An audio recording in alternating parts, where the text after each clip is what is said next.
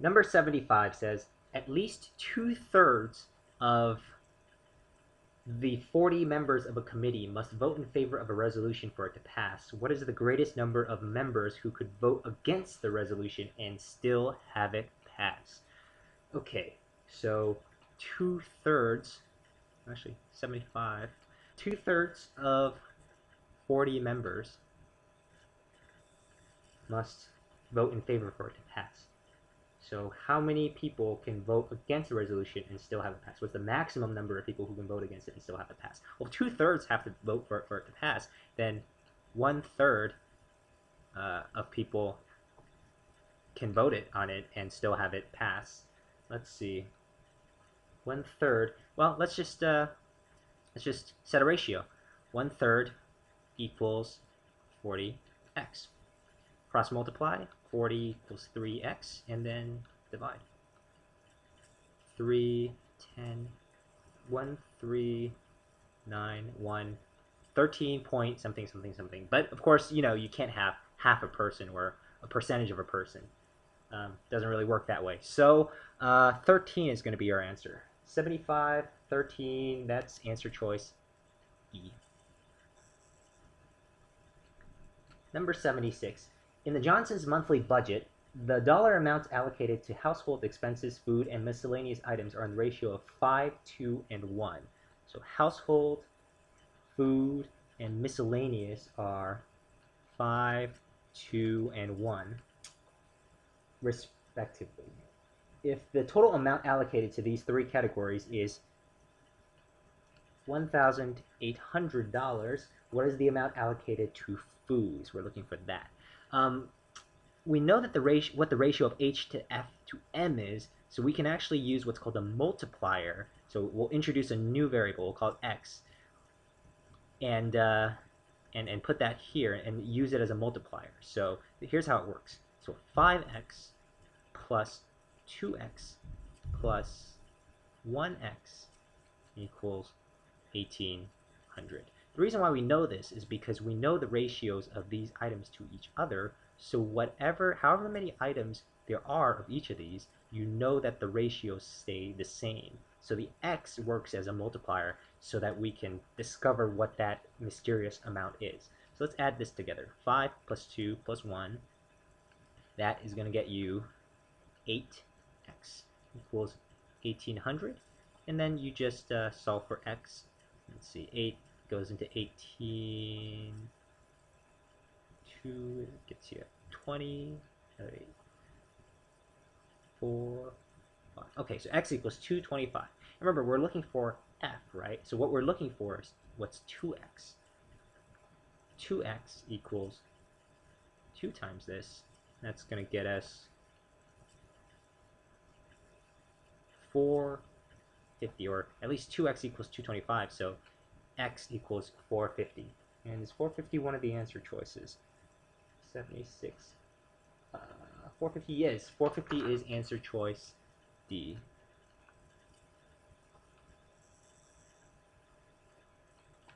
Number 77 says, there are 4 more women than men on Centerville's Board of Education. So there are women, and then there are men, and there are 4 more women than men. So women equals m plus 4. Okay, so far so good. If there are 10 members on the board, how many are women? So there are 10 members, and that consists of women and men, right? So that consists of women and men, and women is the same as men plus 4 plus m.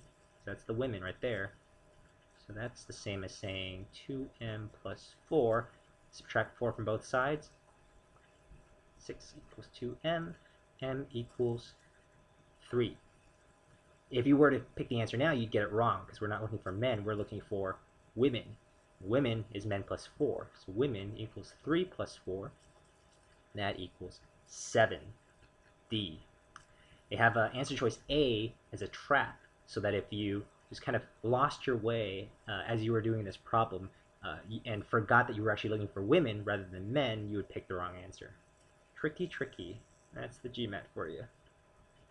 Number 78 says, Leona bought a 1-year Okay, so 1 year, $10,000 certificate of deposit that paid interest at an annual rate, so annual rate of 8%, compounded semi-annually.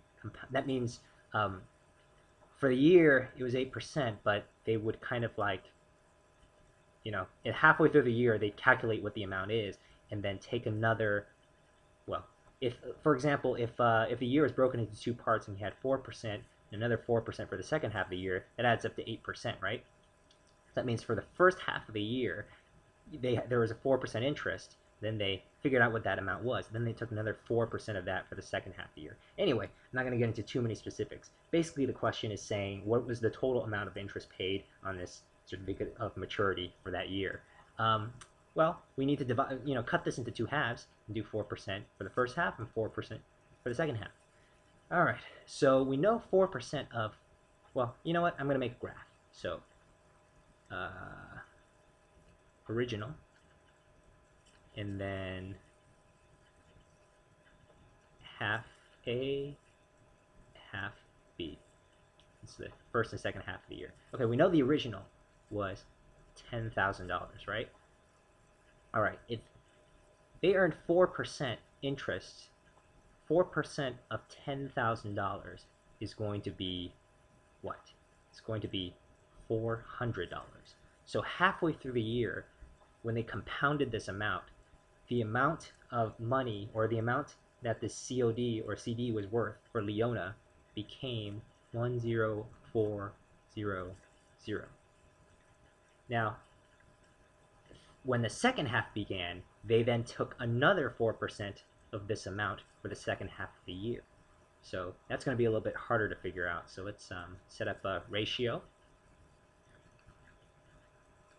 400, cancel out the zeros. 4 times 4 is 16. So 416 became the amount of interest for the second half of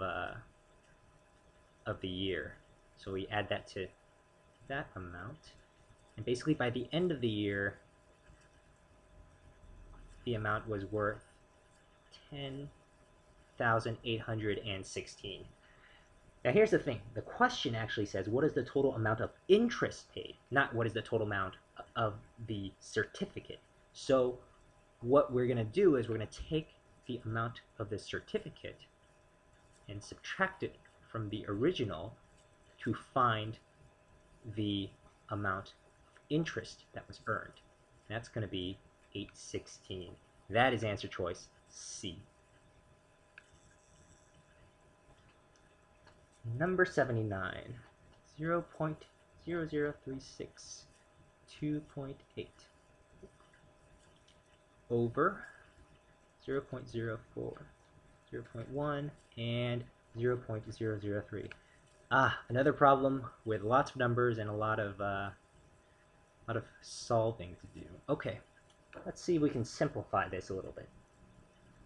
The trick with these questions is always you want to see if anything's divisible or anything like that, just to make it a little bit easier so that you don't have to do as many calculations. Okay, 436, that goes into it about 0.09 times, right? 4 decimal places, 4 times 9 is 36. Okay, so we've eliminated 2 of these. Okay, 0.09, 2.8, 0.1, 0.003. Well, at some point you're gonna stop doing the cancellations and just go ahead and solve it. So let's just power our way through this problem. 72, 18, 252, 3 decimal places. So 0.252 on the top. On the bottom, 0.003, 0.1, 3, 1, 2, 3, 4. So 1, 2, 3, 2, 3, 4. So 0.0003, and then we just divide, right? So 1, 2, 3, 4. We move that over 4 spaces. 1, 2, 3, 4. 2, 5, 2, 0. 3 and 25, 8, 24, 12, 4, then 0. So the answer is going to be 840. 840 is answer choice A.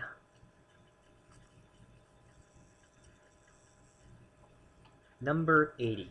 Number 80 says, machine A produces bolts at a uniform rate of 120 every 40 seconds. So 120 bolts every 40 seconds.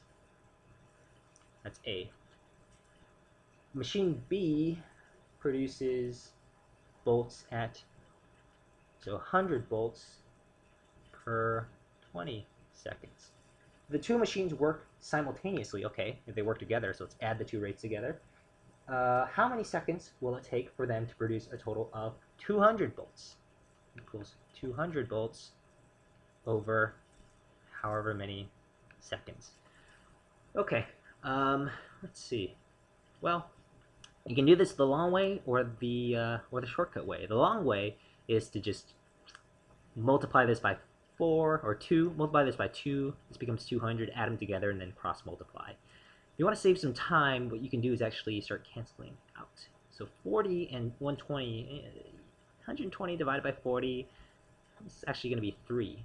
Let's turn it to 3. Here, 120, it's going to be 5. And now you have 8 equals 200 over x. Cross multiply. X equals 200 over 8. And 200 over 8, what is that going to be? That is going to be 16, 5, so 25. 25 is answer choice B. A lot of these problems, I've said this in an earlier video, but I'll say it here again. The GMAT generally is not going to give you large questions that require a lot of computation. Now, this previous problem is kind of an exception, but even here, we were able to find some shortcuts. There's always going to be a shortcut somewhere in the problem. If you can figure out what that shortcut is, you can save valuable time on these problems.